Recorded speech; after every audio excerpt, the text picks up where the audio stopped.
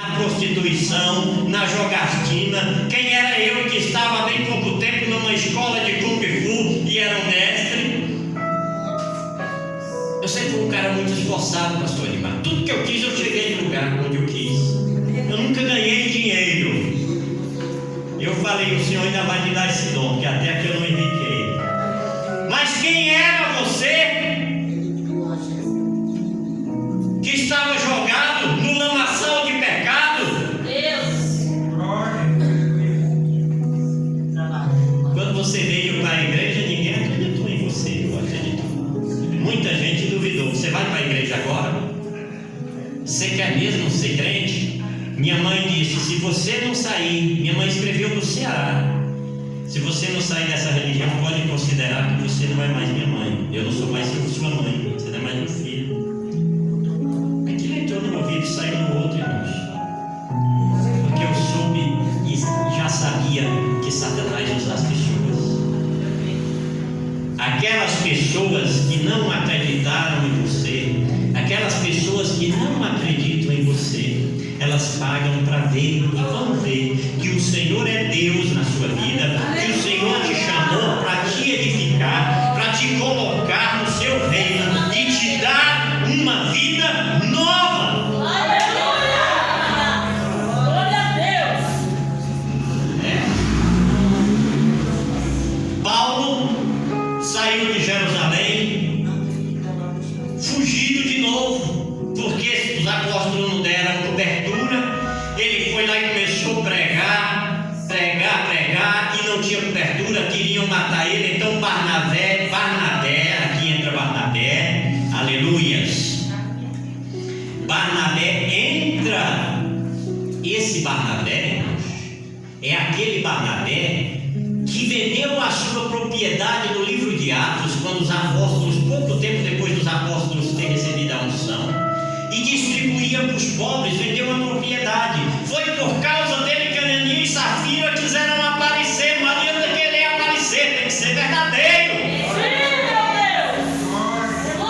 Esse Barnabé era um pastorzão, aquele pastorzão amoroso, aquele homem de Deus que vê onde os outros pastores não vê. Enquanto eu estou vendo a área de evangelismo, de pregação, de abertura de igreja, de administração, de multiplicar o dinheiro da igreja, de alimentar os crentes, ele estava preocupado com a vida daquele que estava praticamente sendo jogado fora. Esse é Jesus Cristo, é o verdadeiro pastor. Mas na igreja de Deus existem pastores que cuidam, que se preocupam com a alimentação, que se preocupam com a escola dos filhos, que se preocupam com a vestimenta dos seus congregados. Existem pastores que se preocupam com o bom andamento do seu povo. Isso é ser pastor. O pastor que alimenta, o pastor que faz obra de caridade, e a religião dele não é vã. Esse pratica a verdadeira religião e agrada a Deus. Mas nós não podemos ser demente de alguns dons. É por isso que a igreja do Senhor está cheia de crentes. Cada rosto que eu vejo é um dom diferente. É o presbítero Edmar com um dom, é o pastor Pedro com outro, o pastor Eliseu com outro, eu com outro, você com outro, e assim preenchemos o corpo da igreja. Isso é evangelismo. Não é só eu quem evangelizo, a igreja com todos os dons pratica o evangelismo. Barnabé foi lá, gente, está enganado. Esse homem sim se converteu, ele já caiu do cavalo, ele já está começando a ficar humilde. Peraí, é verdade, eu vi ele pregar em Damasco, eu vi ele pregar agora há pouco aqui mesmo em Jerusalém, já querem até matar ele. Vem aqui, Pedro, eu te apresentou ele para Pedro, para João. Então se reuniram lá e disseram, então vamos tirar Paulo de Jerusalém e mandar ele para Damasco, para Tarso. Dali dizem que pegaram ele, levaram para um lugar lá, mandaram para Tarso. Mas sabe como é que enviaram a Paulo até Damasco? Paulo, até aqui nós protegemos, agora se vira dali. Paulo teve que andar 200 km chegar em Damasco. E sabe como é que estava o seu ministério? Lá embaixo, astral lá embaixo. Começou a pregar, não receberam. A segunda pregação que ele tentou fazer também não receberam. A igreja de Jerusalém não quis ficar com ele, mandaram ele, e ele saiu no meio do deserto, praticamente o mesmo caminho que o Felipe tinha feito, cabisbaixo. Senhor, para que tu me chamaste? Será que tem alguém na igreja assim, igreja? Levanta a sua cabeça. Jesus te chamou para sofrer, mas também Jesus te chamou para você ser alegre. Jesus também te chamou para você ter vida. Jesus te chamou também para você ter sucesso. Jesus te chamou também para que você cresça e aprenda e dá fruto em seu reino. Jesus te chamou para você ter vida e vida com abundância também.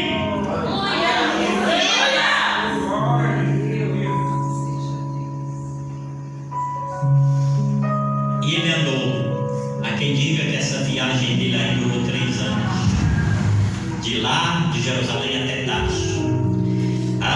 A vida do apóstolo Paulo depois desse dia, até chegar aqui à igreja de Antioquia, durou 14 anos. Paulo foi ao deserto de Arábia aprender para poder ensinar. Conheceu a Cristo e ter relações inefáveis. Ser arrebatado até o terceiro céu e aprender a humildade, receber espinho na carne para poder sofrer em Cristo e pregar o Evangelho, a fazer o evangelismo. Evangelista não é a pessoa que tem uma carteirinha, é eu e você que nos dedicamos à pregação do Evangelho, fazendo a vontade do Pai, do Filho e com o Espírito Santo trazer vida aos que não têm.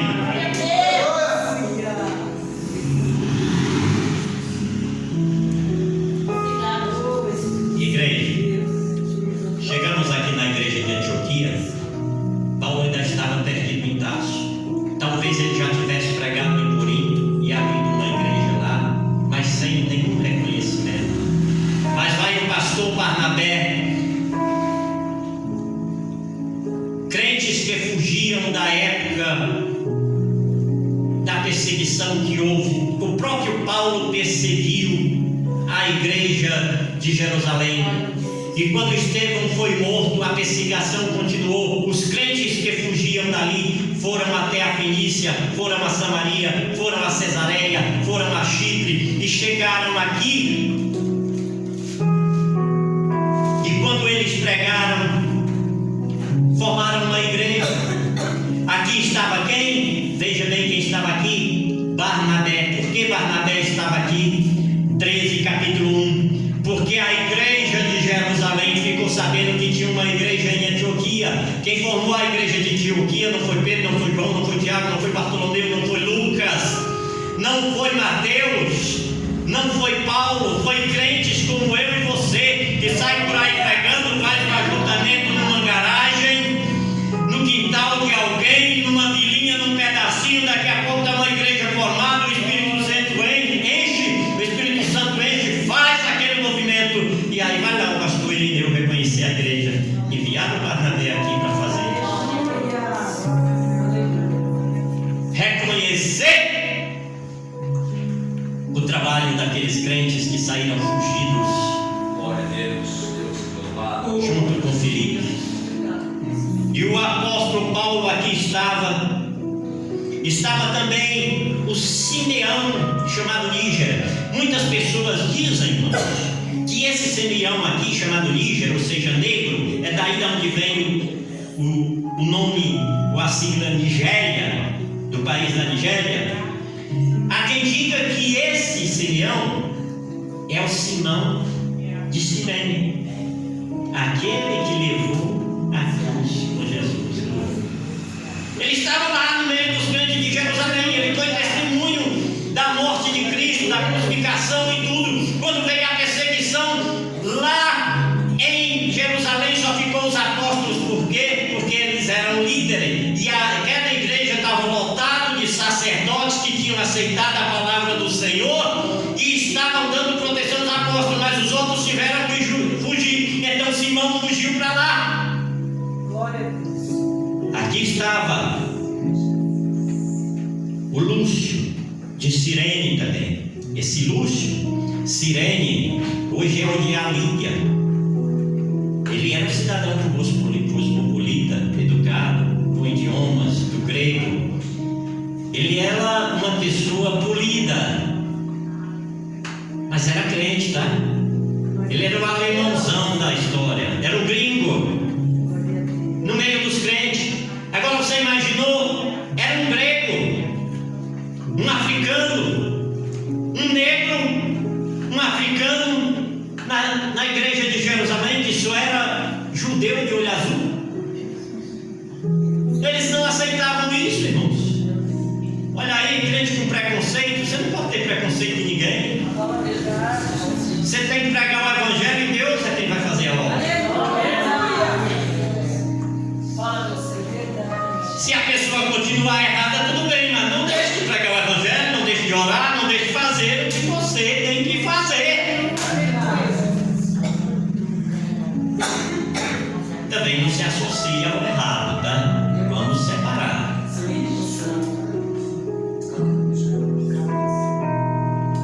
Tinha Manaém, que tinha sido criado com Herodes. Esse criado com Herodes, algumas versões colocam Colasso. Colasso de Herodes significa que é irmão de leite. Ou seja, o rei naquela época, pastor, ele tinha algumas mulheres que estavam ali com um filho pequeno, que estava ali junto com o rei. Então o que acontece? Quando a mãe do rei não tinha leite, a mãe desses meninos amamentavam ao rei, para ele não passar necessidade. E tem mais uma, foi criado por um rei, era famosinho, era chique, era isso, era aquilo, era o quê? Ok, tudo bem, ele sabia se portar, ele tinha etiqueta. Só que tinha um detalhe: se o rei fizesse alguma coisa errada, eles estavam lá para isso. Põe a culpa desse moleque. O rei não pode ser culpado de nada. Alguém já culpou você do que não fez? Você não fez? Isso dói, né? Esse aqui era o Manaém. E nessa igreja tinha Paulo e tinha Barnabé. Aqui estava também o Ágabo, que tinha vindo de Jerusalém e profetizou. Por isso diz: havia na igreja de Antioquia profetas e mestres. Agora deixa eu lhe falar. Profeta naquela época era o que vinha, abria a Bíblia como eu abro e profetiza a palavra de Deus. Esse era o profeta. E diz a Bíblia aqui, é Atos 11:27, que o Ágabo dava a entender de uma grande fome, que saiu dessa igreja aqui, Paulo e Barnabé foram a Jerusalém deixar uma grande oferta e depois voltaram para cá. Agora vamos encerrar a mensagem, porque o tempo correu. Veja só, o que podemos aprender com isso, igreja? Primeiro, que a igreja do Senhor, ela tem diversos tipos de vasos.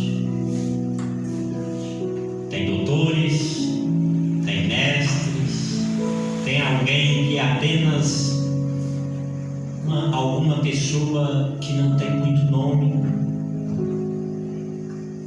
mas que é cheia do Espírito Santo de Deus.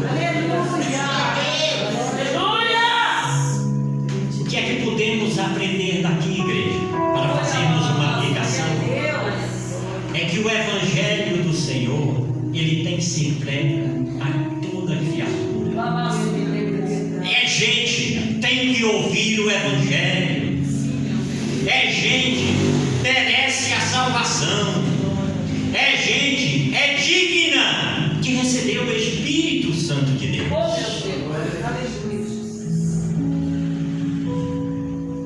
Qual outra aplicação podemos entender daqui, igreja?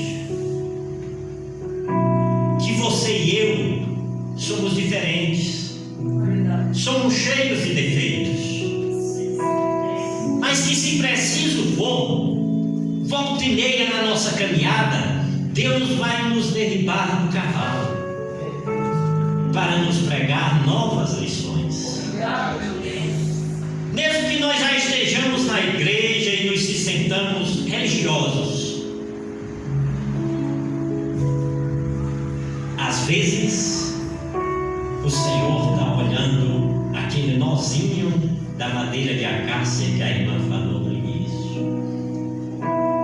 Deus é aquele artista que encobre o defeito, que derrama o seu espírito e reveste-nos por dentro. O que podemos entender daqui do Evangelho? Que o Evangelho, irmão, ele não traz só salvação, mas ele traz paz nas famílias. Ele traz mudança no coração do homem e da mulher. O que podemos entender daqui? Que o Evangelho ele traz cura de enfermidades. Que o Evangelho ele traz uma satisfação emocional. Eu preguei aqui, querida igreja, matéria de um ano todo você pregar e não exaurir. Eu trouxe uma visão panorâmica do que é o Evangelho. Sabe o que é o Evangelho? É você. Você é o resultado do Evangelho. Glória a Deus. Que Deus nos abençoe, fortaleça as nossas vidas. Amém. Porque você é tudo o que Cristo queria. Deus vivo, te agradecemos por esta oportunidade. Te agradecemos por tua palavra. Que o Senhor faça suprir as nossas necessidades, trazendo esta palavra, Senhor, para o recôndito da nossa alma e penetrar nas juntas e medulas, tirar, Pai Santo, as impurezas e trazer vida em Cristo, fazer com que esta igreja viva gloriosamente a tua presença. Amém. Agradeço a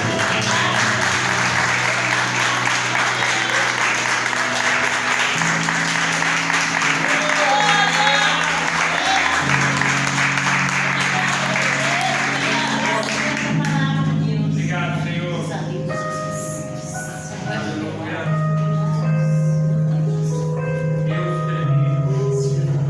Deus seja louvado. Vamos ouvir a palavra do Senhor. Deus prepara o seu céu nesta noite para transmitir essa mensagem do Evangelho. Fala também sobre o resultado do Evangelho somos nós. Que o Evangelho é poder de Deus para a salvação da vida. Nós cremos. Muito grato ao Senhor pela vida dos pastores que vieram, operar.